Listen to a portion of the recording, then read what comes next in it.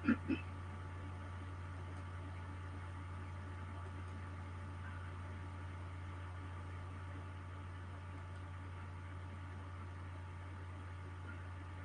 and welcome to Filler Form. I am Ali Akhtar, sociology teacher at Filler Form.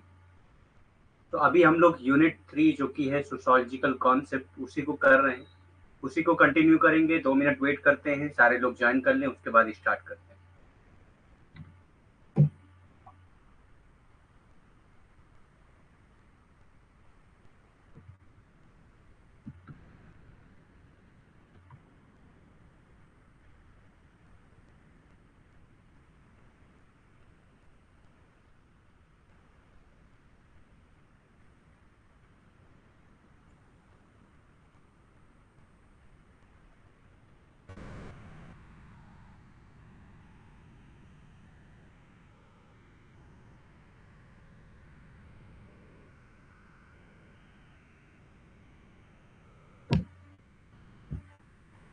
तब तक आप लोग confirm करिए वॉइस एंड पीपीटी क्लियर है या नहीं।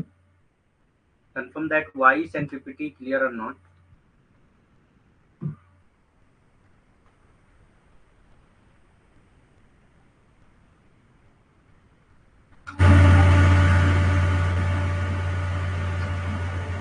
One minute.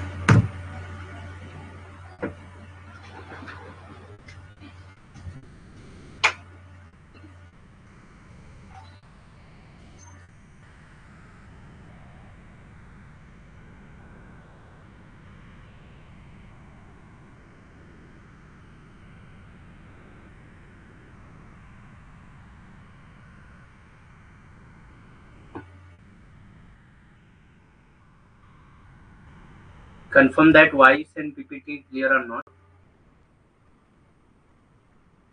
Good evening all.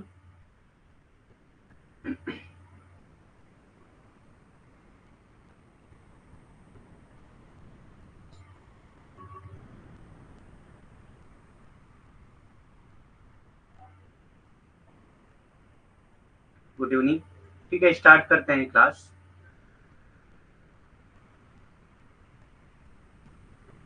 सो जिन्होंने अभी तक फिलर फॉर्म ज्वाइन नहीं किया है उनके लिए अनाउंसमेंट है कि वो मेरा रेफरल कोड यूज कर सकते हैं जो कि है अलीम10, जिसको यूज करने पे आपको एक्स्ट्रा 10% का डिस्काउंट मिल जाएगा। तो आपके फ्रेंड्स एंड रिलेटिव में जो भी अभी तक फिलर फॉर्म ज्वाइन नहीं किए हैं और यूजीसी नेट जेआरएफ की तैयारी करना चाहते हैं, सो आप इसको ये रेफरल कोड रेफर कर सकते हैं।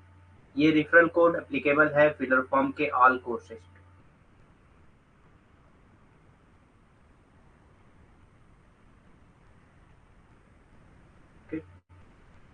तो स्टार्ट करते हैं। हमारी डेली क्लासेस जो है वो 3 PM पे होती हैं। इन केस अगर 3 PM पे कोई क्लास नहीं हो पाती है तो क्लास 8 PM पे होती है। स्टार्ट करते हैं क्लास। सबसे पहले आता है, हम लोगों ने कल जो है आइडेंटिटी के बारे में पढ़ रहे थे, हम लोग उसी को कंटिन्यू करेंगे हम लोग। सो सबसे पहले मीट को हम लोग पढ़ते हैं। इसमें Mead coin the term I and me. Mead ने जो है आई एंड मी का टर्म जो है कॉइन किया था, ये हम लोग पढ़ चुके हैं। The I is the inner you. I क्या है? जो आपके अंदर का हिस्सा है, जो आप अंदर से हैं वो आपका आई है। Mead tries to infer that this aspect of an individual is fixed and not influenced by external factor. और ये जो आपका अंदर का हिस्सा है, यानी कि अंदर से आप कैसे हैं, ये कभी भी एक्सटर्नल फैक्टर से इन्फ्लुएंस नहीं करता है। मीट ये इसको बताना चाहते हैं कि आई जो है वो आपका अंदर से आप कैसे हैं ये शो करता है, और ये कभी भी एक्सटर्नल फैक्टर से इन्फ्लुएंस नहीं होता है। ये कभी भी एक्सटर्नल फैक्टर से इन्फ्लुएंस नहीं होता है। ठीक। मीड ने मैं और मैं का शब्द गढ़ा है।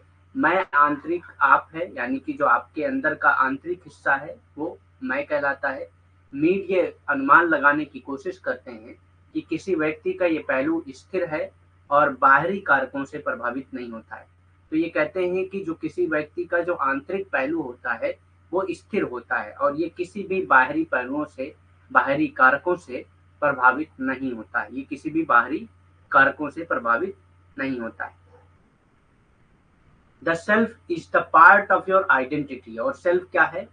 Is the part of your identity, आपके आइडेंटिटी का पार्ट होता है। सेल्फ जो है आपके आइडेंटिटी का पार्ट होता है। That can change and is influence by other factor, जो चेंज हो सकता है। ये आई की तरह नहीं है कि चेंज ना हो, सेल्फ चेंज हो सकता है और बाहर के फैक्टर से यानी कि दूसरे फैक्टर से इन्फ्लुएंस भी हो सकता है। ठीक, the self is the part of your identity that can change and is influenced by other factors. स्वयं आपकी पहचान का हिस्सा होता है और जो बदल सकता है, यानी कि जिसमें परिवर्तन आ सकता है, जो बदल सकता है, और जो अन्य कारक हैं यानी कि बाहरी कारक हैं उससे प्रभावित भी हो सकता है। तो आप यहाँ पे ये जान लीजिए कि जो सेल्फ है वही आइडेंटिटी है, जो सेल्फ है वही आइडेंटिटी है, और आइडेंटिटी जो है वो बदलती रहती है और बाहर के फैक्टर से इन्फ्लुएंस भी होती रहती है। ठीक, Giddens and Suttons argues that there are two identities. Giddens and Suttons कहते हैं कि दो तरह की आइडेंटिटीज होती हैं। ठीक, गिडेंस और सटन का तर्क है कि दो तरह की पहचान होती है। कौन कौन सी? सबसे पहले आता है प्राइमरी आइडेंटिटी। सबसे पहले आता है primary identity formed in early socialization by factors, example family, these are more fixed. ठीक, तो ये आपके जो अर्ली ईयर्स होते हैं, आपके पूरे लाइफ के जो अर्ली ईयर्स होते हैं, उस टाइम पे जो सोशलाइजेशन होता है उस वक्त आपका प्राइमरी आइडेंटिटी बनती है। उस वक्त आपकी क्या है? प्राइमरी आइडेंटिटी बनती है। जैसे कि फैमिली द्वारा ये आपकी फैमिली आइडेंटिटी बनाई जाती है और ये ज्यादातर फिक्स्ड होती है। ये कभी भी ये ज्यादातर फिक्स होती है और चेंज नहीं होती है। आइडेंटिटी पढ़ा रहे हैं, जो कल हम लोगों ने आइडेंटिटी पढ़ा था उसी को कंटिन्यू कर रहे हैं। ठीक, there are more fixed, they are these are more fix, यानी कि जो प्राइमरी आइडेंटिटी होती हैं वो फिक्स होती है। ठीक, प्राइमरी प्राथमिक पहचान क्या होती है? प्राथमिक पहचान वो है जो प्रारंभिक समाजीकरण में कारकों द्वारा गठित, उदाहरण के लिए परिवार, यानी कि जैसे कि परिवार के द्वारा जो है गठित जो समाजीकरण होता है हमारे प्रारंभिक साल में, प्रारंभिक वर्ष में, हमारे जीवन के प्रारंभिक वर्ष में हमारा जो प्राथमिक पहचान है वो बनती है। और ये प्राथमिक पहचान जो है ज्यादातर फिक्स होती है, इसमें कोई भी बदलाव नहीं आता है। ठीक, उसके बाद आता है सेकेंडरी आइडेंटिटी। सेकेंडरी आइडेंटिटी क्या होती है? Form by secondary socialization. तो ये सेकेंडरी सोशलाइजेशन के जरिए बनती है। ठीक, प्राइमरी सोशलाइजेशन के जरिए प्राइमरी आइडेंटिटी बनती है, सेकेंडरी सोशलाइजेशन के जरिए सेकेंडरी आइडेंटिटी बनती है। एग्जाम्पल है वर्क। वर्क यानी कि जहाँ पे आप काम करते हैं, जो काम आप करते हैं उससे आपकी सेकेंडरी आइडेंटिटी बनती है। दीज आर मोर फ्लूइड, ये फ्लूइड होती है क्योंकि आपने वर्क चेंज किया तो वहाँ पे दूसरी जगह गए, दूसरी जगह पे हो सकता है आपकी आइडेंटिटी चेंज हो जाए। ठीक, तो सेकेंडरी आइडेंटिटी फ्लूइड होती है। फ्लूइड यानी कि जो चेंजेबल होती है, जिसको बदला जा सकता है। द्वितीयक पहचान क्या होती है? द्वितीयक पहचान द्वितीयक समाजीकरण द्वारा गठित होती है। ठीक, द्वितीयक समाजीकरण द्वारा गठित होती है द्वितीयक पहचान। एग्जाम्पल के लिए है कामकाज, जहाँ पे आप काम करते हैं या जो आपका काम है उससे आपकी द्वितीयक पहचान बनती है जो अधिक तरल होती है। तरल कहते हैं जो आसानी से बदली जा सकती है। ठीक, और परिवर्तनशील होती है। और क्या है? परिवर्तनशील होती है। नेक्स्ट, अब यहाँ तक आइडेंटिटी हम लोग कंप्लीट कर चुके हैं। नेक्स्ट कॉन्सेप्ट हम लोग स्टार्ट करने जा रहे हैं, कम्युनिटी, समुदाय।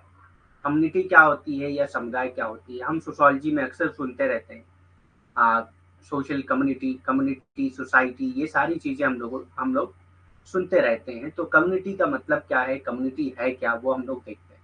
तो सबसे पहले हम लोग रॉबर्ट एजरा पार्क की डेफिनेशन देखते हैं।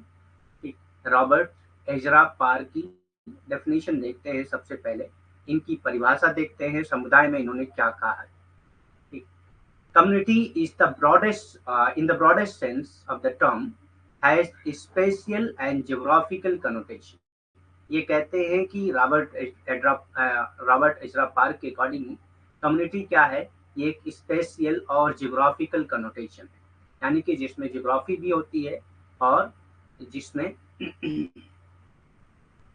एक स्पेस भी होता है। ठीक, community is the broad in the broadest sense of the term has a spatial and geographical connotation. समुदाय शब्द के व्यापक अर्थ में अगर समझे जाए समुदाय को, तो एक स्थानिक और भौगोलिक अर्थ होता है। तो ये क्या है, एक स्थानिक और भौगोलिक अर्थ होता है इसमें। ठीक, इसका मतलब क्या है, this geographical conception of community involves the idea of a definite and permanent occupation of given territory. यानी कि सिंपल बात यह है कि जो कम्युनिटी होती है उसकी एक फिक्स टेरिटरी होती है। ठीक, जो कम्युनिटी होती है उसकी एक फिक्स टेरिटरी होती है, but community is not a mayor geographical expression. लेकिन आप इसको ये नहीं कह सकते कि ये सिर्फ एक जियोग्राफिकल एक्सप्रेशन है, बल्कि इसके अलावा भी बहुत सारी चीजें कम्युनिटी में होती हैं।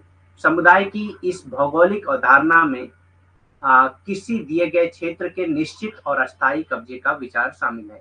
यानी कि आप सिंपल ये बात समझिए कि समुदाय के पास एक निश्चित स्थान होता है, क्षेत्र होता है। समुदाय के पास एक निश्चित स्थान और क्षेत्र होता है, लेकिन आप ये नहीं कह सकते कि समुदाय केवल एक भौगोलिक अभिव्यक्ति नहीं है। ठीक, समुदाय जो है एक केवल भौगोलिक अभिव्यक्ति नहीं है, बल्कि बहुत सारी चीजें समुदाय में होती हैं। ठीक, अकॉर्डिंग टू बोगार्डस, बोगार्डस किस तरह से डिफाइन करते हैं कम्युनिटी को। ठीक, तो बोगार्डर किस तरह से परिभाषित करते हैं कम्युनिटी को वो देखते हैं। तो इनकी जो बुक है सोशोलॉजी, जो 1952 में पब्लिश हुई, a community is a social group, उसी में ही लिखते हैं कि a community is a social group. क्या है, एक सोशल ग्रुप है with some degree of we feeling, जिनके पास कुछ डिग्री होती है वी फीलिंग की। यानी कि आपस में इनके बीच में वी फीलिंग होती है, हम वाली फीलिंग होती है। ठीक, and living in a given area, यानी कि एक गिवन एरिया में रहते हैं, एक टेरिटरी इनकी फिक्स होती है। ठीक, तो a community is a social group with some degree of we feeling and living in a given area. Bogardus ने परिभाषित किया है समुदाय को अपनी पुस्तक समाजशास्त्र, जो 1952 में प्रकाशित हुई थी। उनके अनुसार क्या है, एक समुदाय एक सामाजिक समूह है जिसमें कुछ हद तक हम महसूस करते हैं। ठीक, समुदाय क्या है, एक सामाजिक समूह है जिसमें कुछ हद तक हम ये हम वाली फीलिंग महसूस होती है, कुछ हद तक हम महसूस करते हैं। हम मतलब कि हम लोग आपस में एक हैं। ठीक, इस तरह से महसूस करते हैं। और एक निश्चित क्षेत्र होता है, और समुदाय का क्या है, एक निश्चित क्षेत्र होता है। तो हर डेफिनेशन में आता है कि एक निश्चित क्षेत्र होता है, यानी कि कम्युनिटी के लिए एक गिवन टेरिटरी होना सबसे ज्यादा जरूरी है। एक निश्चित क्षेत्र होना किसी भी समुदाय के लिए सबसे ज्यादा जरूरी होता है। ठीक, मैकाइवर एंड पेज ने किस तरह से डिफाइन किया है कम्युनिटी को। Whenever the member of any group, ये कहते हैं कि whenever the members of any group small or large, चाहे ग्रुप हो स्मॉल चाहे ग्रुप हो लार्ज, लिव टुगेदर, एक साथ रहते हों, in such a way that they share not this or that particular interest but the basic condition of life. यानी कि एक पार्टिकुलर इंटरेस्ट को ही सिर्फ नहीं शेयर करते हैं ये आपस में, बल्कि जो भी बेसिक कंडीशन ऑफ लाइफ होती है उन सारी चीजों को शेयर करते हैं आपस में। तो इसी को कम्युनिटी कहा जाता है। We call that group a community, हम उस ग्रुप को कम्युनिटी कहते हैं। इस तरह से मैकाइवर एंड पेज ने डिफाइन किया है कम्युनिटी को। तो याद रखिएगा। ठीक, क्योंकि हर डेफिनेशन याद करना आपके मतलब इस तरह से पॉसिबल नहीं है कि हर आदमी पूरी डेफिनेशन याद कर ले। तो बहुत सारे की पॉइंट्स भी आपको मिल जाते हैं डेफिनेशन से। जैसे यहाँ पे क्या है, any group small or large live together in such a way that they share not this or that particular interest but the basic condition of life. यानी कि आपस में ये basic condition of life share करते हो। तो यही अगर आपको याद है तब भी आप मैकाइवर एंड पेज की डेफिनेशन बता सकते हैं। मैकाइवर एंड पेज ने किस तरह से परिभाषित किया है समुदाय को। जहां भी किसी समुदाय समूह के सदस्य छोटे हों या बड़े समूह, यानी कि समूह चाहे छोटा हो चाहे समूह बड़ा हो, अगर उसके सदस्य एक साथ इस तरह से रहते हों कि वो इस या उस विशेष रुचि को नहीं, बल्कि जीवन की बुनियादी स्थितियों को साझा करते हो। यानी कि बहुत सारी चीजों को साझा करने के साथ साथ जो जीवन की बुनियादी स्थितियां होती हैं उसको भी साझा करते हैं आपस में। तो हम उस समूह को क्या कहते हैं, एक समुदाय कहते हैं। तो हम क्या करते हैं, उस समूह को एक समुदाय कह देते हैं। ठीक, at other place they have defined it as, दूसरी जगह पे इन्होंने कम्युनिटी को कैसे डिफाइन किया है, मैकाइवर एंड पेज ने ही। ठीक, तो एक डेफिनेशन तो हम लोगों ने देख लिया मैकाइवर एंड पेज की। दूसरी डेफिनेशन क्या है कम्युनिटी की according to MacIver and Page, a strongly knit group, कहते हैं कि एक स्ट्रांगली निट ग्रुप जो एक साथ जुड़ा हुआ ग्रुप हो, बहुत स्ट्रांगली जुड़ा हुआ, occupying a single geographical area, यानी कि एक टेरिटरी होती है इनके पास, occupying a single geographical area and living a common life, और एक कॉमन लाइफ जीते हों, तो उसी को कम्युनिटी कहा जाता है। दूसरे स्थान पर मैकइवर एंड पेज ने समुदाय को इस तरह से परिभाषित किया है कि एक भौगोलिक क्षेत्र, समुदाय क्या है, एक भौगोलिक क्षेत्र पर कब्जा करने वाले और एक समान जीवन जीने वाले एक मजबूत बुने हुए समूह के रूप में परिभाषित किया है। यानी कहते हैं कि समुदाय एक मजबूत बुना हुआ समूह है जो एक साथ एक क्षेत्र में रहते हैं और एक समान जीवन जीते हैं। ऐसे लोगों को, ऐसे समूह को क्या कहा जाता है, समुदाय कहा जाता है। ठीक। हाँ, हम लोग कम्युनिटी की डेफिनेशन पढ़ रहे हैं। कम्युनिटी, हाँ डेफिनेशन पूछा जाता है, डेफिनेशन पूछा जाता है तो कीवर्ड से आप डेफिनेशन याद रखिए। कैरेक्टरिस्टिक्स ऑफ कम्युनिटी में बी स्टेटेड एज अंडर। अब कम्युनिटी की कैरेक्टरिस्टिक्स क्या होती हैं, समुदाय के लक्षण क्या होते हैं, हम वो देखने जा रहे हैं। ठीक।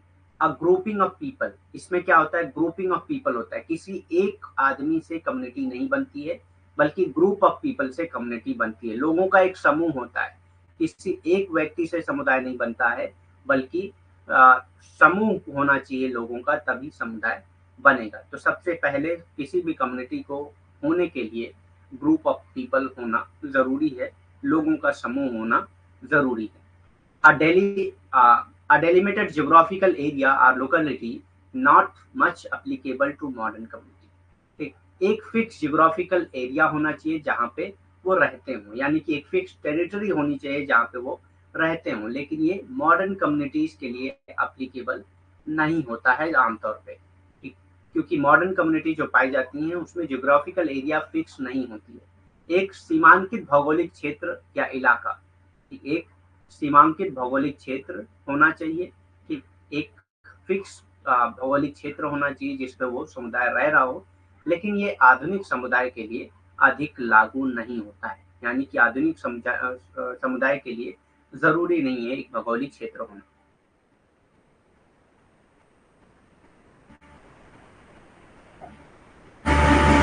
अब इससे इजी वे कैसे बता सकते हैं, इसमें क्या होता है बताएं, जब आप उसको बार बार नहीं पढ़ते हैं तो कंफ्यूजन होगा। ठीक, एक बार जब आप उसको पढ़ेंगे तो कंफ्यूजन होगा। हर चीज, हर थिंकर को बहुत ध्यान से आपको पढ़ना होगा, तभी आप उसको क्लियर कर पाएंगे। ठीक, जैसे आप कम्युनिटी है तो कम्युनिटी में अलग अलग डेफिनेशन, उसके कीवर्ड्स आप याद रखिए, फिर दूसरे वर्ड्स आ जा रहे हैं, दूसरे कॉन्सेप्ट आते हैं, उसके कीवर्ड्स याद रखिए। तो बहुत ज्यादा नहीं होते हैं, उसकी बस वजह ये है कि आप बार बार उसको पढ़ना है आपको। ठीक। अब इससे इसी तरीका क्या होगा कि मैं कीवर्ड्स बता दे रहा हूँ, डेफिनेशन पूरी नहीं याद करना है आपको। ठीक। अब इससे आसान तो कुछ नहीं हो सकता कि आप एक वर्ड खाली एक लेटर याद कर लीजिए, उससे डेफिनेशन पता चल जाएगी, तो ऐसा तो नहीं होने वाला है।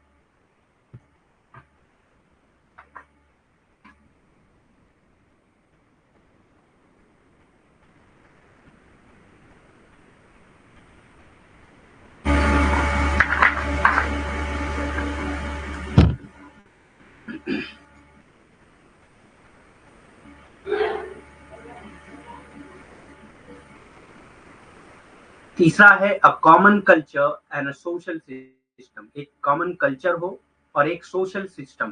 ठीक, एक कॉमन कल्चर हो और सोशल सिस्टम हो। हाँ, रिवीजन बहुत इंपॉर्टेंट है। आप अगर एक चीज को 4 बार 5 बार पढ़ लेते हैं तो आपको फिर खुद ही एहसास होने लगेगा कि अब मुझको इसको दोबारा पढ़ने की जरूरत नहीं है, क्योंकि अब मुझे समझ में आने लगा। ठीक, और इसमें मेन चीज होती है कि आपको क्वेश्चन ज्यादा से ज्यादा सॉल्व करना है। ठीक, क्वेश्चन सबसे ज्यादा आपको इसमें इम्पोर्टेंट है, निर्धारित को क्वालिफाई करने के लिए आपको क्वेश्चन सबसे ज्यादा से ज्यादा सॉल्व करना है। जिसमें मैंने बताया था कि आप एक बुक ले लीजिए, एंड अरिहंट की आती है सॉल्व क्वेश्चन पेपर की बुक।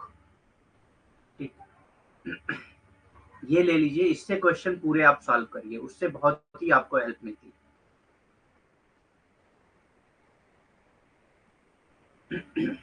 ठीक, कोई भी चीज़ डिटेल्स में पढ़ाने में बहुत टाइम लगता है और सिलेबस आपका बहुत लेंथी है, ठीक है?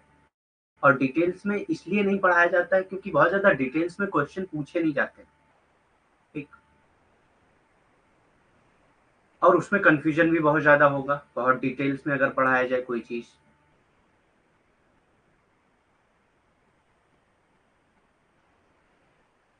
हाँ, उसमें सारी चीज़ें दी होती हैं, थ्योरी भी होती हैं और सबसे सही है कि अगर आपने वो क्वेश्चन बुक लिया है तो क्वेश्चन के नीचे ही उसका एक्सप्लेनेशन दिया होता है, तो वो बहुत हेल्प करता है आपको, ठीक? A common culture has culture and a social system, जैसे क्वेश्चन कम होते हैं उसमें, लेकिन हाँ, क्वेश्चन वाली सिर्फ अलग है। एक प्रीवियस ईयर क्वेश्चन की बुक अलग आती है, पीवाईक्यू, ठीक? वो ले लीजिए, उसमें बहुत अच्छा दिया हुआ है, एक्सप्लेन नीचे किया होता है पूरा, ठीक? सो अ कॉमन कल्चर, एक कम्युनिटी का क्या होता है, कॉमन कल्चर होता है एंड अ सोशल सिस्टम, और एक कॉमन सोशल सिस्टम होता है विच ऑर्गेनाइजेस देयर एक्टिविटीज, जो उनकी एक्टिविटीज को ऑर्गेनाइज करता है, ठीक? एक समान संस्कृति और एक सामाजिक व्यवस्था जो उनकी गतिविधियों को का आयोजन करती है। तो इसमें क्या होता है, एक समान संस्कृति होती है और एक सामाजिक व्यवस्था होती है जो उनकी गतिविधियों का आयोजन करती है। तो ये भी एक कम्युनिटी का लक्षण है, एक कॉन्शियसनेस एमंग द मेंबर्स, और जो चौथा है कि जो कम्युनिटी होती है उनके जो मेंबर्स हैं उनके बीच में एक कॉन्शियसनेस होती है अबाउट देयर यूनिटी, कि उनके बीच में यूनिटी है, एक वी फीलिंग होती है उनके अंदर, and a sense of belongingness, यानी कि आपस में पहचान के होने का सेंस होता है, वी फीलिंग होती है यहाँ पे, ठीक? समुदाय में उनकी एकता और अपनेपन की भावना होती है, समुदाय के जो सदस्य होते हैं उनके बीच में एकता और अपनेपन की भावना होती है, हम वाली भावना होती है कि हम हैं, ठीक? एक साथ हम लोग हम हैं, ठीक? उसके बारे में जागरूकता होती है, ठीक?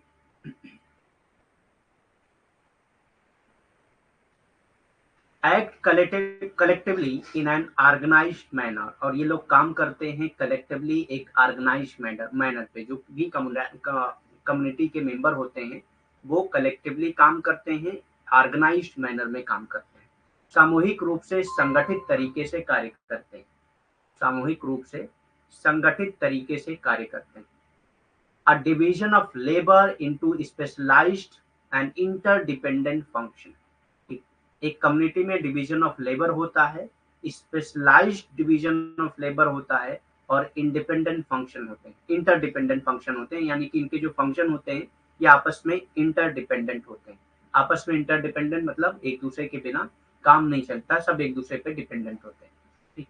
विशेष और अनियोन्यासित कार्यों में श्रम का विभाजन होता है, यानी कि लोग आपस में एक दूसरे पर निर्भर होते हैं, ठीक?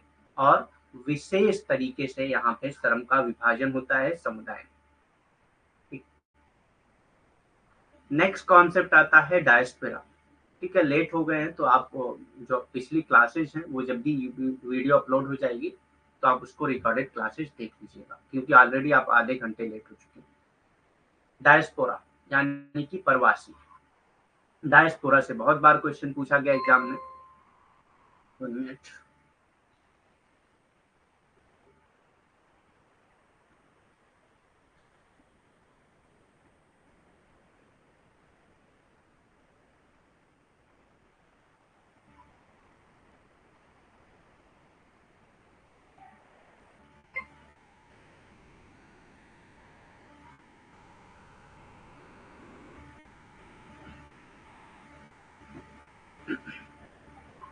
डायस्पोरा क्या होता है?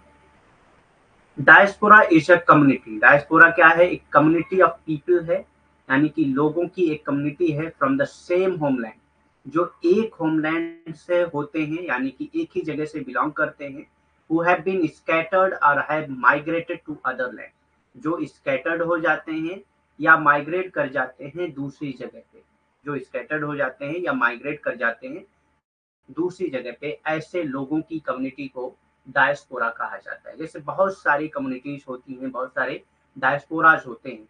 मान लेते हैं कि एक एग्जांपल से अगर समझते हैं, कहीं पे अगर वार होता है, ठीक, तो वहाँ के लोग जो है मूव कर जाते हैं दूसरी जगह पे, या फ्लड्स आ गए या कोई भी मतलब नेचुरल कैलेमिटीज भी आ गई, तो वहाँ के लोग जो है यहाँ से अपने होमलैंड को छोड़ के दूसरी जगह पे जाके बस जाते हैं। तो यहाँ के लोग हैं, यहाँ पे जाके बस रहे हैं। अब यहाँ पे चूंकि और भी लोग हैं आसपास, ठीक, तो ये लोग क्या करते हैं, अपनी एक कम्युनिटी बना लेते हैं। अपनी क्या है, एक कम्युनिटी बना लेते हैं।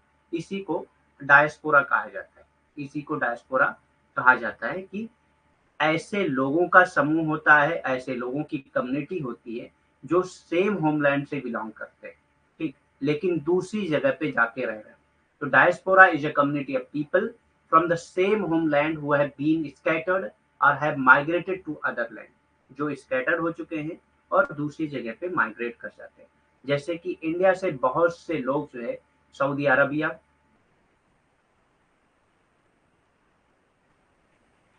कुवैत, ऐसी बहुत सारी जगहों पे जाके रहते हैं, काम करते हैं। तो वहां पे जाके चूंकि ये जो इंडियन है, मान लेते हैं सऊदी अरबिया में जो लोग रह रहे हैं, ठीक, जो इंडियन है वो सऊदी अरबिया में अगर एक साथ मिल के एक कम्युनिटी बना लेते हैं, ठीक, यानी कि आपस में जब मिलते हैं तो एक तरह की वही फीलिंग होती है उनके बीच में। आप कहीं पे भी बाहर जाते हैं तो कोई इंडियन अगर आपको मिल जाता है तो आपको लगता है कि वो अपना है, ठीक, एक अपनेपन की भावना होती है। तो यही तो कम्युनिटी की वो है, कैरेक्टरिस्टिक्स है, ठीक। सो ये क्या कहलाएगा, डायस्पोरा कहलाएगा, क्योंकि सेम होमलैंड से है और दूसरी जगह पे जाके रह रहे हैं, ठीक। डायस्पोरा यानी कि प्रवासी एक ही मातृभूमि के लोगों का एक समुदाय है। एक ही मातृभूमि यानी कि ये जो लोग हैं वो एक ही मातृभूमि से संबंध रखते हैं, जो बिखर गए हैं और अन्य भूमि पर चले गए हैं, ठीक, जो बिखर गए हैं और दूसरी जगह पे जाके रह रहे हैं। ऐसे लोगों को ऐसे लोगों को प्रवासी कहा जाता है, ठीक। While most often associated with the जैविस people, ये ज्यादातर डायस्पोरा का जो कॉन्सेप्ट है वो जैविस लोगों के साथ जोड़ा जाता है, क्योंकि जैविस जो है, जो ज्यूज हैं, उन्होंने बहुत ज्यादा माइग्रेशन किया है। ज्यूज के बीच में माइग्रेशन सबसे ज्यादा हुए हैं। ज्यूज में सबसे ज्यादा माइग्रेशन हुए, ठीक, ज्यूज में सबसे ज्यादा माइग्रेशन हुए, ठीक। ये लोग जाके दूसरी जगह पे बसते हैं और वहां पे एक कम्युनिटी बना लेते हैं, ठीक। While most often associated with the Jewish people, तो आपसे अगर पूछा जाता है ज्यादातर जो है डायस्पोरा का जो कॉन्सेप्ट है वो किस से रिलेटेड है, तो जैविस पीपल से रिलेटेड है। Expel from the kingdom of Israel, जिनको इसराइल के किंगडम से एक्सपेल कर दिया गया था, मतलब निकाल दिया गया था in the 6th century BC. 6th century BC में the diaspora of many ethnic group is found around the world, और कई सारे इथनिक ग्रुप के डायस्पोरा पाए जाते हैं पूरे दुनिया में, ठीक, पूरे दुनिया में कई भी बहुत सारे इथनिक ग्रुप के डायस्पोरा पाए जाते हैं। जबकि छठी शताब्दी में ईसा पूर्व, छठी शताब्दी ईसा पूर्व में इसराइल के साम्राज्य से विकसित यहूदी लोगों के साथ अक्सर जोड़ा जाता है। यानी कि जो इसराइल के समाज से निष्कासित, विकसित नहीं, निष्कासित यहूदी लोगों के साथ ये कॉन्सेप्ट जोड़ा जाता है। क्यों जोड़ा जाता है? क्योंकि ये जो है वहां से निष्कासित कर दिए गए थे इसराइली साम्राज्य से, और अलग अलग जगह पे जाके अपने अपने समुदाय बना लिया इन्होंने, ठीक। तो इसीलिए ये ज्यादातर जो डायस्पोरा का कॉन्सेप्ट है, प्रवासी का जो अवधारणा है, वो इन्हीं के साथ जोड़ा जाता है। और आज दुनिया भर में कई जातीय समूह के डायस्पोरा यानी कि प्रवासी पाए जाते हैं, ठीक। On this basis Cohen identified 5 types of diaspora, यानी कि कोहेन ने 5 तरह के डायस्पोरा को आइडेंटिफाई किया है कि 5 तरीके के डायस्पोरा होते हैं। इस आधार पर कोहेन ने 5 प्रकार के डायस्पोरा की पहचान की। तो आप एक चीज याद रखिएगा कि अगर आपसे पूछा जाता है कि सबसे ज्यादा जो है आ, कौन सी कम्युनिटी के बीच में डायस्पोरा पाया जाता है, कौन सी कम्युनिटी का सबसे ज्यादा डायस्पोरा पाया जाता है, तो ज्यूज कम्युनिटी का सबसे ज्यादा जो है ज्यूश कम्युनिटी का ही डायस्पोरा पाया जाता है। लेकिन अगर नंबर की बात करें, नंबर ऑफ पीपल की बात करें, ठीक, अगर सिर्फ कम्युनिटी की आप बात करते हैं कि कौन सी कम्युनिटी में सबसे ज्यादा होता है, तो ज्यूश में सबसे ज्यादा होता है। लेकिन नंबर ऑफ पीपल की बात करेंगे तो इंडियन है, इंडियन लोग सबसे ज्यादा बाहर जाके रहते हैं। ठीक, तो 5 तरह के डायस्पोरा की बात किया है, आइडेंटिफाई किया है कोहेन ने 5 प्रकार के डायस्पोरा की पहचान किया है। सबसे पहले आता है विक्टिम डायस्पोरा। सबसे पहले इसमें आता है विक्टिम डायस्पोरा। विक्टिम किसको कहते हैं? जो सताए गए हों, जो परेशान हुए हों, ठीक, और उसकी वजह से बाहर चले गए हों, चाहे नेचुरल कैलेमिटीज की वजह से, चाहे वहाँ की गवर्नमेंट्स के जरिए, किसी भी जरिए अगर वो सताए गए हों या किसी वजह से वहां से निकल के भाग गए हों अपने होमलैंड से और दूसरी जगह पे जाके रह रहे हों, तो ऐसे लोगों को विक्टिम डायस्पोरा कहा जाता है। ठीक, हाँ, यहूदी है। Example classic diaspora post into exile such as the Jews, जैसे ज्यूज को बाहर कर दिया गया, भगाया गया। ठीक, इनको फोर्स किया गया कि वो वहां से भाग जाए। अफ्रीकन को फोर्स किया गया कि वहां से भाग जाए। आर्मेनियन को फोर्स किया गया कि वहां से भाग जाए। तो ये सब जो है क्या है, इनको मजबूर किया गया कि वो अपने होमलैंड को छोड़कर दूसरी जगह पे जाके रहें। तो ये विक्टिम डायस्पोरा कहते हैं, कहलाते हैं। ठीक, तो विक्टिम डायस्पोरा के एग्जाम्पल अगर आपसे पूछता है तो जैविश डायस्पोरा, अफ्रीकन डायस्पोरा और आर्मेनियन डायस्पोरा। ठीक, पीड़ित डायस्पोरा, यानी कि पीड़ित से आप समझ रहे हैं जिनको पीड़ित किया गया हो, वो जो अपने जो मातृभूमि है उसको छोड़ के भागने के लिए उनको मजबूर किया गया हो। ठीक, तो ऐसे लोगों को, ऐसे डायस्पोराज को पीड़ित डायस्पोरा कहा जाता है। उदाहरण के लिए यहूदी डायस्पोरा, यहूदी प्रवासी, अफ्रीकी प्रवासी और आर्मेनियाई प्रवासी। ठीक, जैसे क्लासिक डायस्पोरा को निर्वासन में मजबूर किया गया, यानी कि वो अपने मातृभूमि छोड़ के जाएं, इसके लिए उनको मजबूर किया गया। नेक्स्ट कॉन्सेप्ट आता है लेबर डायस्पोरा। लेबर के लिए जाते हैं, जैसे इंडियन जो है वो सऊदी अरबिया, कुवैत, ऐसे बहुत सारी कंट्रीज में जो है, खासतौर से जो गल्फ की कंट्रीज हैं वहां पे जाते हैं। ठीक, लेबर के लिए, ठीक, काम काज के लिए। तो एक तरह का ये भी लेबर डायस्पोरा भी होता है।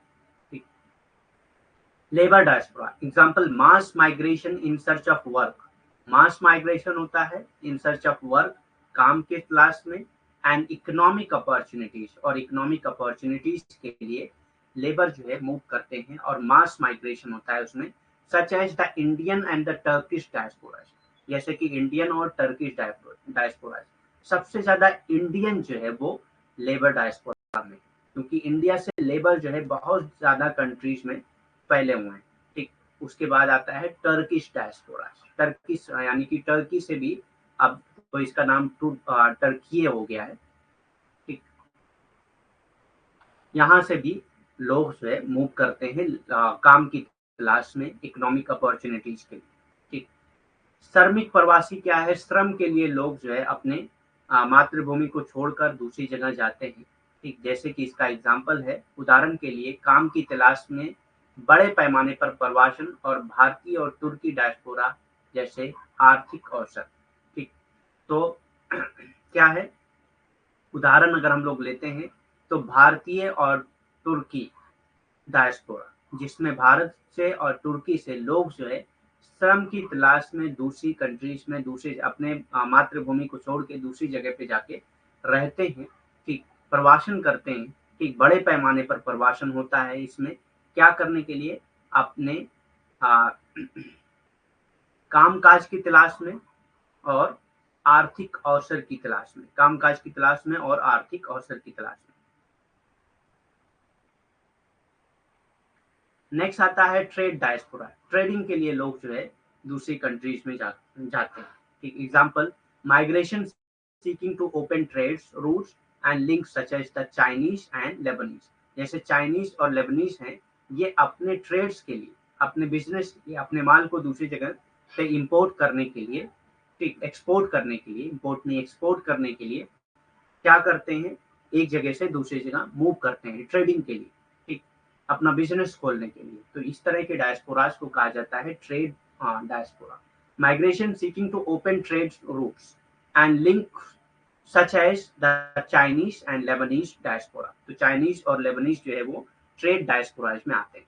व्यापार डायस्पोरा क्या है? उदाहरण के लिए व्यापार मार्ग खोलने, यानी कि व्यापार के लिए जब आप अपने होमलैंड को छोड़ के, अपने मातृभूमि को छोड़ के दूसरी जगह पे जाके बस जाते हैं तो उसको व्यापार डायस्पोरा कहा जाता है। जैसे कि चीनी और लेबनी डायस्पोरा, जैसे लिंक खोलने के लिए मांग करने वाले प्रवासी। ठीक। नेक्स्ट आता है इंपेरियल डायस्पोरा। इंपेरियल किसको कहते हैं? इंपेरियल कहते हैं शासन को, राज को। ठीक। तो इंपेरियल यानी कि दूसरी कंट्री पे राज करने के लिए अगर आप एक अपने होमलैंड को छोड़ के दूसरी जगह पे जाते हैं, दूसरी जगह पे जाके बसते हैं, क्या करने के लिए? उस दूसरी जगह पे अपना शासन चलाने के लिए, ठीक, अपना किंगडम चलाने के लिए, तब इसको इंपेरियल डायस्पोरा कहा जाता है। जैसे ब्रिटिश लोग इंडिया आए, तो ब्रिटिश ने अपने होमलैंड को छोड़ के इंडिया आए, क्या करने के लिए आए? इंडिया पे कब्जा करने के लिए और उसमें अपना शासन चलाने के लिए, ठीक, अपनी गवर्नमेंट चलाने के लिए। तो इसको क्या कहेंगे? Imperial diaspora. Example, migration among those keen to serve and maintain empires, जो अपने एम्पायर्स बनाने के लिए, एम्पायर्स को सर्व करने के लिए और मेंटेन करने के लिए मूव करते हैं अपने होमलैंड से दूसरी जगह पे, such as British and French diaspora. जैसे कि ब्रिटिश और फ्रेंच डायस्पोरा जो अपने होमलैंड को छोड़ के दूसरी जगह पे गए सिर्फ इस वजह से कि लेबनान एक कंट्री है, ठीक, लेबनान एक कंट्री है, वहां के लोगों को लेबनीज कहा जाता है। ठीक, लेबनान एक कंट्री है, वहां के लोगों को लेबनीज कहा जाता है। जैसे इंडिया में जो रहते हैं जो लोग, उनको इंडियन कहा जाता है। ठीक। सो ब्रिटिश और फ्रेंच के लोग जो है अपने एम्पायर्स को मेंटेन और सर्व करने के लिए अपने होमलैंड को छोड़े, ठीक, इसीलिए इनको इंपेरियल डायस्पोरा कहा जाता है। ठीक।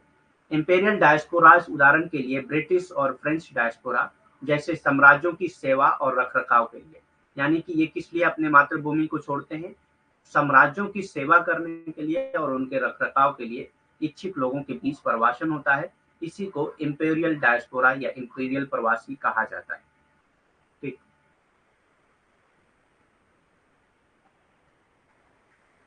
नेक्स्ट आता है cultural diaspora. Cultural diaspora example, those who move through a process of chain migration such as the Caribbean diaspora. यहाँ पे चेन माइग्रेशन होता है। चेन माइग्रेशन होता है मतलब अपने कल्चर को फैलाने के लिए, या कल्चर, चूंकि इनका कल्चर जो है उनके होमलैंड में नहीं है, दूसरी जगह पे है, तो उस वजह से भी मूव करते हैं अपने कल्चर को फैलाने के लिए। ये इस तरह से अपने होमलैंड को छोड़ते हैं, जैसे कि कैरेबियन डायस्पोरा। ठीक। सांस्कृतिक डायस्पोरा उदाहरण के लिए जो कैरेबियन डायस्पोरा जैसे चेन माइग्रेशन की प्रक्रिया से के माध्यम से आगे बढ़ते हैं। जैसे ब्रिटिश इंडिया में आए, तो ब्रिटिश इंडिया में जब आए तो ब्रिटिश इंडिया में अपने एम्पायर्स को बनाने के लिए आए ना, तो कुछ लोग ही तो रहे होंगे जो किंग रहे होंगे, इसमें कुछ लोग ही तो रहे होंगे जो किंग रहे होंगे। ठीक। बाकी लोग जो है इन्हीं के शासन को मजबूत करने के लिए, बाकी ब्रिटिश जो आए यहाँ पे वो इन्हीं को सपोर्ट करने के लिए, इन्हीं के मतलब जो ऑफिस है उसमें काम करने के लिए, और इन्हीं के शासन में जो भी जरूरत थी सिविल लोगों की, वो सारी चीजें करने के लिए ये आए, क्योंकि किंग ही सारी चीजें तो थोड़ी करता है। ठीक। तो किंग तो एक ही होगा, बाकी जो लोग आए वो क्या करने आए? वही किंग को सपोर्ट करने के लिए, उन्हीं को सर्व करने के लिए और उन्हीं के एम्पायर्स को बनाए रखने के लिए। ठीक। रखरखाव मीन्स उन्हीं के एम्पायर को बनाए रखने के लिए इन्होंने एक जगह से दूसरी जगह पे अपने होमलैंड को छोड़ के दूसरी जगह पे मूव किए, माइग्रेट किए, तो उसी को इंपेरियल डायस्पोरा कहा जाता है। ठीक। कल्चरल डायस्पोरा जैसे कि कैरेबियन डायस्पोरा, ये अपने कल्चर को फैलाने के लिए या अपने कल्चर से मिलने के लिए। हो सकता है कि कुछ लोग जो है अपने होमलैंड को सिर्फ इस वजह से छोड़ते हो क्योंकि वहां पे उनका कल्चर नहीं मिल पा रहा है। ठीक। तो ये कल्चरल डायस्पोरा कहा जाता है, जैसे कि कैरेबियन डायस्पोरा। ठीक। 3 basic features of diaspora. Diaspora के 3 बेसिक फीचर्स कौन कौन से हैं? डायस्पोरा की 3 मूलभूत विशेषताएं कौन कौन सी हैं? तो सबसे पहले आता है continuing connection to a country और रीजन ओवरशिप, यानी कि इनका जो है कनेक्शन रहता है, कंटिन्यू कनेक्शन रहता है। एक आदमी अगर किसी कंट्री की सिटीजनशिप छोड़ के दूसरी जगह पे जाके बस जाएगा तो वो डायस्पोरा में नहीं आएगा, क्योंकि उसका कनेक्शन उसकी जो ओरिजिन ऑफ कंट्री थी, उसकी कंट्री ऑफ ओरिजिन जो था उससे खत्म हो चुका है। तो कनेक्शन होना जरूरी है डायस्पोरा के लिए। ठीक, डायस्पोरा के लिए कनेक्शन होना जरूरी है। अगर आप सिटीजनशिप छोड़ के कहीं और जाके बस जा रहे हैं तो ये क्या हो जाएगा, ये डायस्पोरा नहीं कहलाएगा। ठीक, a continuing connection to a country of origin, यानी कि जो आपकी ओरिजिन की कंट्री है उससे आपका कनेक्शन होना चाहिए। माइग्रेशन कहते हैं एक जगह से दूसरी जगह मूव करना, एक जगह से दूसरी जगह जाना माइग्रेशन कहलाता है। ठीक, मूल देश से निरंतर संबंध होना चाहिए। तो जो भी लोग, अगर आपने मातृभूमि छोड़ दिया लेकिन आपकी अपनी मातृभूमि से निरंतर संबंध होना चाहिए, संबंध नहीं टूटना चाहिए। ठीक, ये फीचर है डायस्पोरा के। A strong group consciousness sustained over time. ठीक, एक स्ट्रांग ग्रुप कॉन्शियसनेस होना चाहिए। जो लोग बाहर रह रहे हैं अपने होमलैंड को छोड़ के, उनके बीच में स्ट्रांग ग्रुप कॉन्शियसनेस होना चाहिए। एक समय के साथ साथ एक मजबूत समूह चेतना भी बनी रहनी चाहिए। ठीक, a sense of kinship, kindship with diaspora member in other countries, यानी कि एक तरह का थोड़ा सा क्या होता है, दयालुता होती है, रहमदिली होती है जो लोग वहां पे मिलते हैं। जैसे कि आप अगर इंडियन हैं, कहीं बाहर कंट्री में जा रहे हैं तो आपकी कंट्री का जब कोई लोग मिलते हैं तो आप उनकी मदद भी करना चाहते हैं, किसी भी तरह से उससे पूछेंगे कि कोई प्रॉब्लम हो तो बताओ, या और कुछ एक तरह का काइंडशिप होता है आपके अंदर, ठीक, अपनी कंट्री के लोगों से। अन्य देशों में डायस्पोरा सदस्यों के साथ एक दयालुता की भावना होती है। ठीक, the Indian diaspora is the world largest diaspora. Indian diaspora जो है वो वर्ल्ड लार्जेस्ट डायस्पोरा है। नंबर की अगर बात करें तो सबसे ज्यादा जो कम्युनिटी में डायस्पोराज होते हैं वो ज्यूज में होते हैं। अगर रिलीजन की बात करें, सपोज करिए अगर आप रिलीजन की बात करें तो सबसे ज्यादा कौन से रिलीजन में डायस्पोराज होते हैं, तो ज्यूज। ठीक, भारतीय डायस्पोरा दुनिया का सबसे बड़ा डायस्पोरा है। ठीक, तो ये याद रखिएगा क्योंकि ये क्वेश्चन पूछा जा सकता है। ठीक, नेक्स्ट टर्म आता है वैल्यूज। वैल्यूज ही करके हम लोग लीव करेंगे क्लास मोल। ठीक, value are individual beliefs that motivate people to act. एक इंडिविजुअल का बिलीफ जिसके जरिए पीपल मोटिवेट होता है किसी चीज को करने के लिए, वन वे और अनदर, मतलब किस तरह से करना है या किस तरह से नहीं करना है, इस पे वो मोटिवेट होता है। They serve as a guide for human behaviour. ये ह्यूमन बिहेवियर को एक गाइड के तौर पे सर्व करता है। यानी कि वैल्यूज क्या है, वैल्यूज के अकॉर्डिंग आप सारे एक्शन अपने करते हैं। ठीक, आप कहते हैं ना कभी कभी मेरी वैल्यू इस चीज को अलाउ नहीं करती है, जो काम तुम बोल रहे हो। ठीक, तो ऐसी आपका वैल्यू क्या होती है, एक आपकी बिलीफ होती है, आपकी एक बिलीफ कहते हैं कि जिस पे आप विश्वास रखते हो। एक आपका विश्वास होता है जो आपके काम को मोटिवेट करता है कि किस तरह से करना है, किस तरह से नहीं करना है। ठीक, और एक आपके बिहेवियर के लिए एक गाइड की तरह से काम करता है वैल्यू। ठीक, मूल क्या है, मूल व्यक्तिगत विश्वास है। मूल क्या है, एक व्यक्तिगत विश्वास है। ठीक, जो लोगों को एक या दूसरे तरीके से कार्य करने के लिए प्रेरित करता है। ठीक, जो लोगों को एक या दूसरे तरीके से काम करने के लिए प्रेरित करता है, वो मानव व्यवहार के लिए एक मार्गदर्शक के रूप में कार्य करता है। यानी कि मूल जो है वो मानव व्यवहार को का मार्गदर्शन करता है, मानव व्यवहार का मार्गदर्शन करता है। हाँ, इंडियन डायस्पोरा है दुनिया का सबसे लार्जेस्ट डायस्पोरा।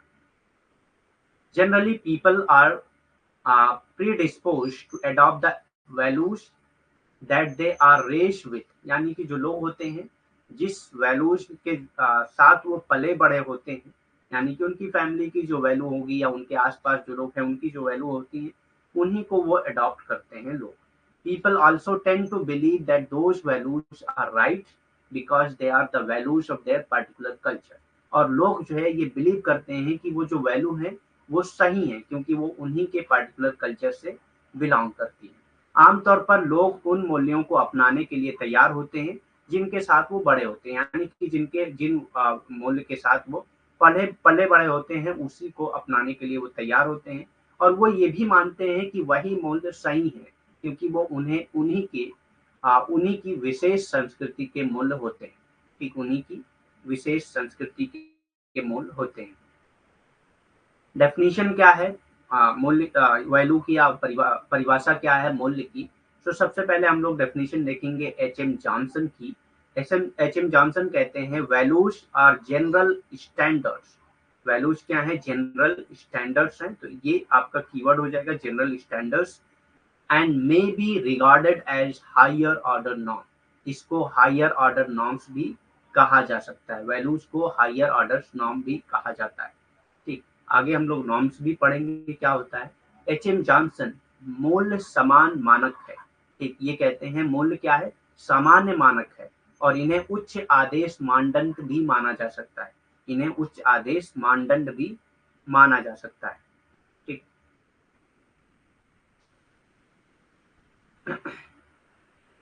नेक्स्ट आते हैं पीटर वास्ले। इनकी डेफिनेशन क्या है वैल्यू की?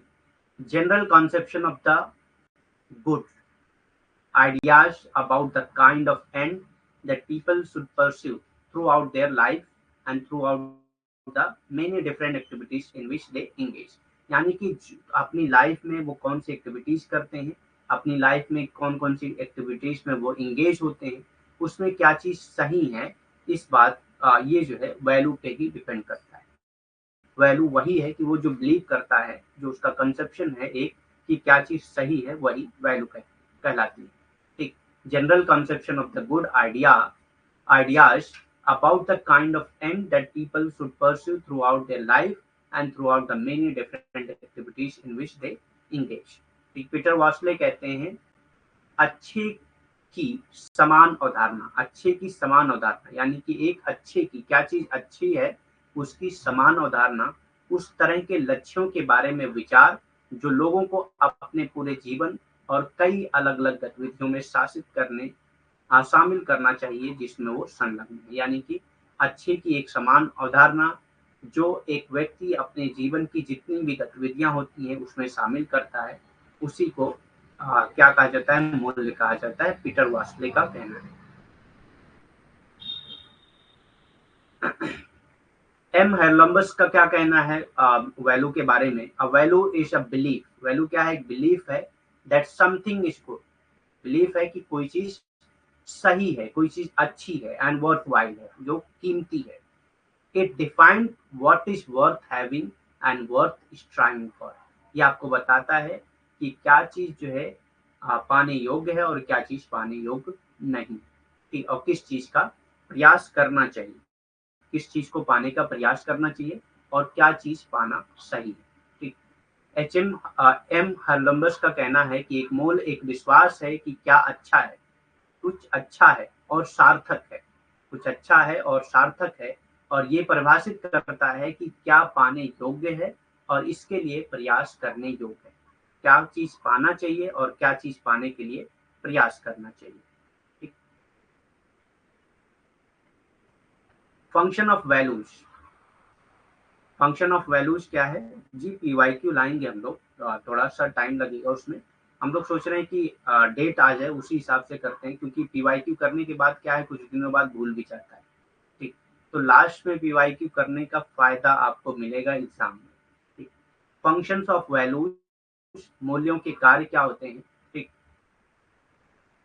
प्रोवाइड्स गोल और end for the member to aim for. यानी कि ये एक कोई किसी भी मेंबर को गोल या एंड प्रोवाइड करता है जिसके लिए वो काम करता है, जिसके लिए वो अपने लक्ष्य को निर्धारित करता है। ठीक, सदस्यों के लिए एक लक्ष्य के लिए लक्ष्य प्रदान करता है और ये लक्ष्य प्रदान करता है। ठीक, सदस्यों के लिए एक तरह से कह सकते हैं कि ये लक्ष्य प्रदान करता है और उसी के लिए वो अपने जीवन में काम करता है, उसी लक्ष्य को पाने के लिए।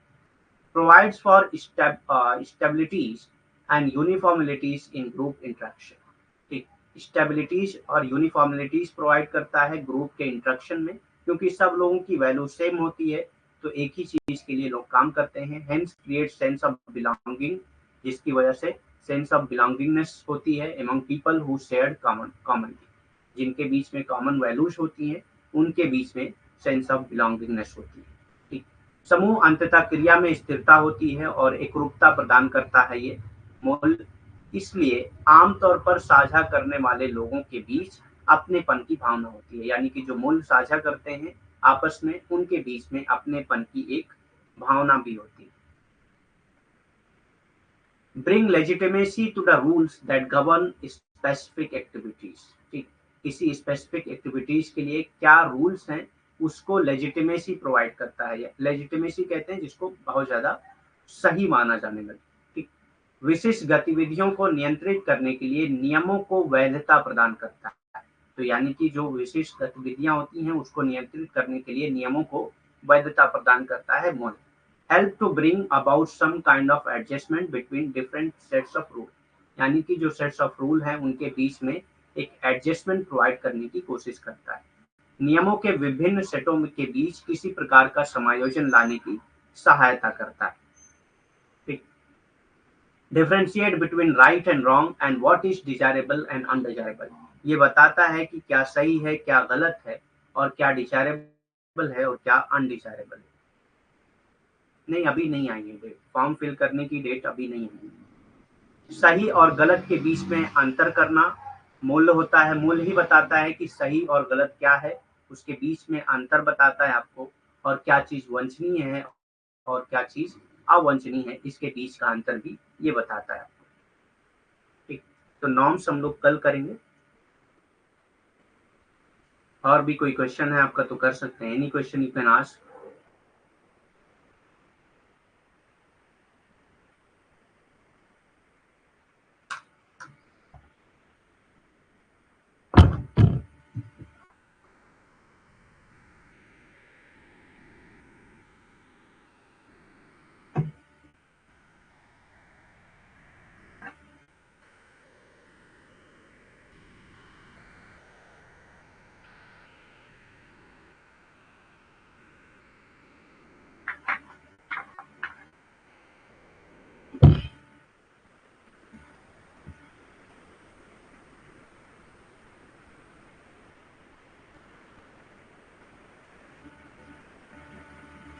पेपर 2 का मैंने बताया कि आपको नोट्स के पीडीएफ पढ़ने हैं और एक बुक आपको लेना है अरिहंत की PYQ, सॉल्व क्वेश्चन पेपर की बुक आती है, वो लेना है, और आपको जो पीडीएफ दी जा रही है वो पढ़ना है।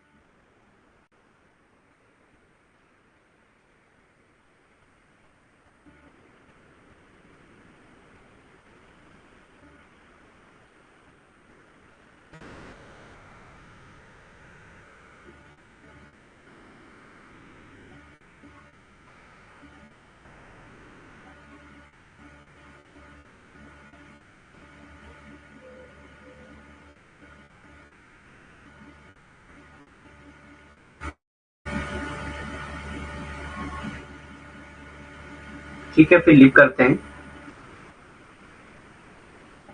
Thank you very much, have a nice day.